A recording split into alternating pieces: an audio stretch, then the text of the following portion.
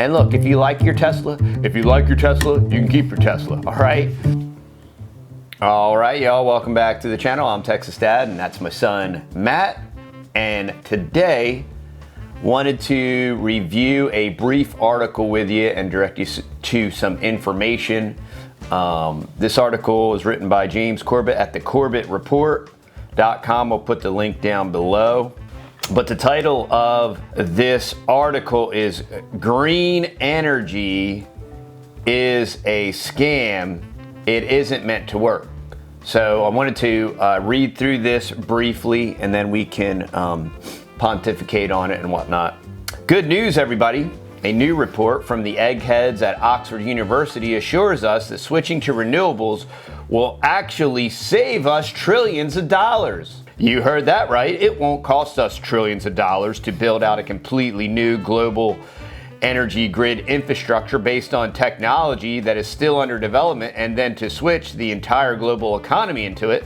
No, don't be silly. It's going to save us trillions of dollars. Trillions, I tell you. I love the way Corbett writes.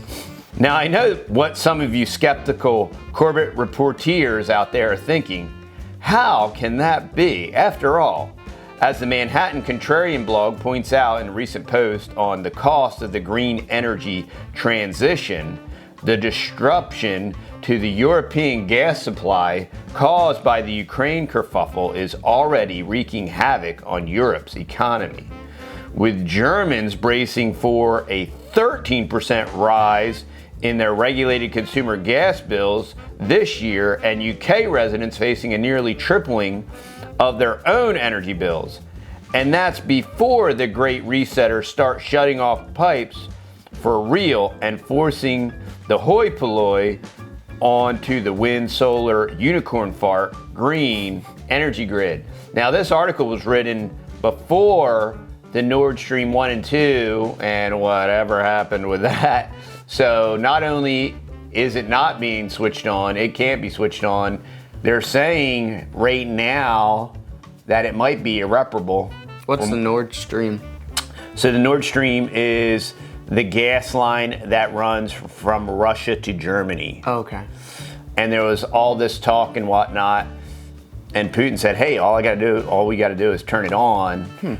And Brandon said, well, we're not going to do that. You're not going to do that. Okay. And and then all of a sudden now it's just inoperable because some explosions happened. It was obviously sabotaged by someone. But why believe the actual economic pain you're experiencing heating your own home this winter when your Oxfordian overlords have big fat reports that no one will read telling you how much money will be saved by switching over to a green energy grid? After all, the BBC, the MSN, and Nature World News are tripping all over themselves to repeat these findings unquestioningly. So who are you to bring up any of these pesky facts that contradict this comforting fairy tale? Oh, okay, I'll drop the act. The latest Oxford study, along with many similar pronouncements made in recent years that the transition into the green energy grid will be painless or even profitable, is easily debunkable propaganda. It is pernicious propaganda. It's designed to get the plebs to actively embrace their own enslavement in the name of saving Mother Earth. And up to this point, it has been remarkably effective in that goal. In truth, the green energy sustainable enslavement grid is a scam from top to bottom, but is not simply a pie-in-the-sky pipe dream being sold to a gullible and ignorant public. It's worse than that. It is a carefully crafted lie that is designed to lead us into our new role as serfs on the neo-feudal plantation in the coming green dystopia. Want to know the details? Let's dig in. So, if you become a member of the Corbett Report, you can log in for James's report, and he breaks it all down and provides you with the data on how this is all happening. But me and Matt, we talk a lot about, green and renewable energy, and a lot. And that's not to say that we won't be getting solar and implementing solar here. What it is to say is that solar and when on the level that they want to implement it is unsustainable and not renewable. And it's just a super gigantic setup to control everything and everybody. You know, there's issues with the electronic vehicles.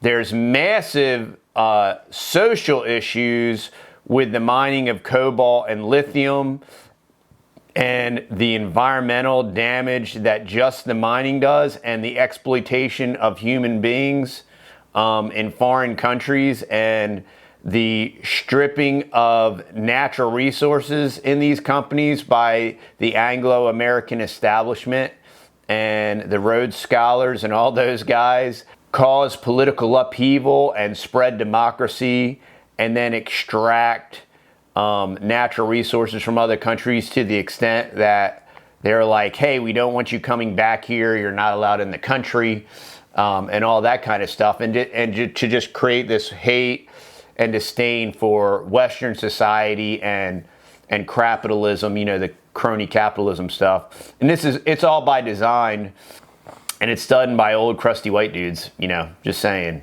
You know, the green energy deal is a complete setup, and it cannot, the whole use of the code word sustainable is all about reducing our lifestyle, reducing our ability, reducing what we own, reducing our impact and footprint on the grid, which just means you're going to do less, you're going to own less, you're going to produce less, you're going to have less. If you think about it, like, it's a brilliantly evil plan, because they're like, okay, we're making these cars that run on this fuel that will never run out, and they know that. And it's a beautiful system right now, and the cars that they're driving will last them, especially the older ones, will last them 10, 20 years. So now, if we go all Green New Deal and start making these lithium batteries, we know the batteries will fail at like year 5 or 10, or they'll catch on fire or something like that. And on top of that, the good old boys can't go in there, and your hillbillies can't go in that car and go wrenching on stuff, because it's all enclosed with plastics and everything like that. So you can't even get to any of this stuff. So then you have to pay hundreds of dollars an hour to these and take it to some dealership. So it's really a beautifully wicked idea to get everybody switched over to this whole green energy type of thing. And when we have this abundant resource of gas that's in the earth that we could pump out at any time. Matt, nobody told you about fossil fuels and peak oil. Well, I've heard of it. I've heard of it, but it's a lie. Is that because you're a homeschooler? No, it's like we were talking about this in the last video. I remember moving here and seeing all of the oil wells, and they were all running. They ran for a couple years, and it was so weird because one day I was driving by them and they all were shut off. I'm like, that's weird. I guess they all ran out of oil or whatever. And then a couple years goes by and I drive down the same road and they're all pumping again. I'm like, you can do that? I didn't even know that was even possible. So then I was like, well, there's your proof right there. So, and I forget the one big oil well, is that in Kilgore or somewhere, and they're still pumping that thing, and it's one of the biggest deposits of oil they've ever found, and it's right underneath the oil museum. So yeah, I don't think we're running out of oil.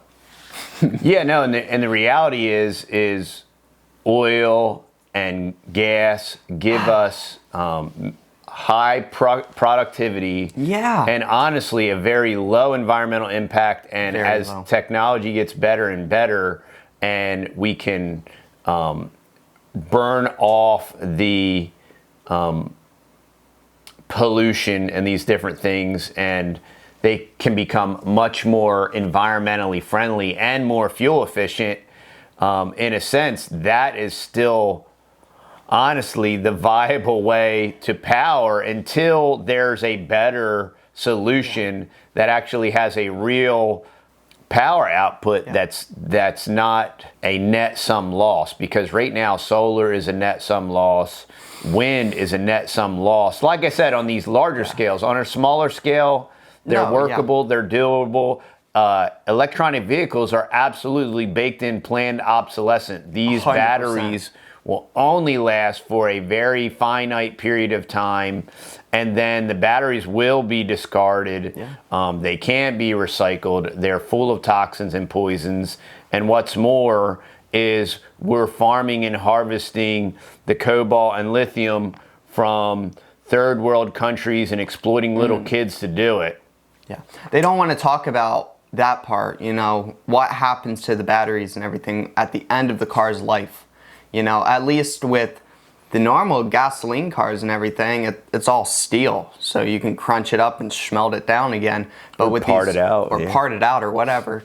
But with these batteries and everything, you can't really recycle that. Not that I'm aware of. Not yet. So not yet. So, and none of these big global elites have been talking about how they're going to do it. They'll probably give it to some factories, and they'll somehow be able to figure out some wicked way to make it into food or something and feed it to us. So, well, I'm not a big fan of nuclear energy, but I mean, when you talk about toxic waste and all these batteries that are going to, I don't know what they're going to do with all of them. Plus, what are we going to plug all these batteries into to recharge them? You know, California thinks it's a great idea to ban gas vehicles, and they want everybody to buy EVs, and then says, yeah, but don't plug them in and charge them. Exactly. So, you know, everybody's going to have to buy their own unicorn and burn unicorn farts, I guess, to charge these battery-powered vehicles that have an incredible amount of upfront power, have very little range. Very little. You know, and it's just, it's a massive setup.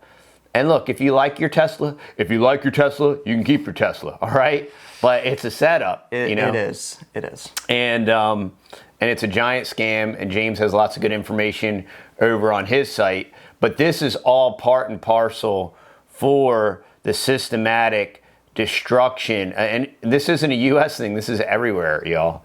This is a global conspiracy to once again redistribute the wealth.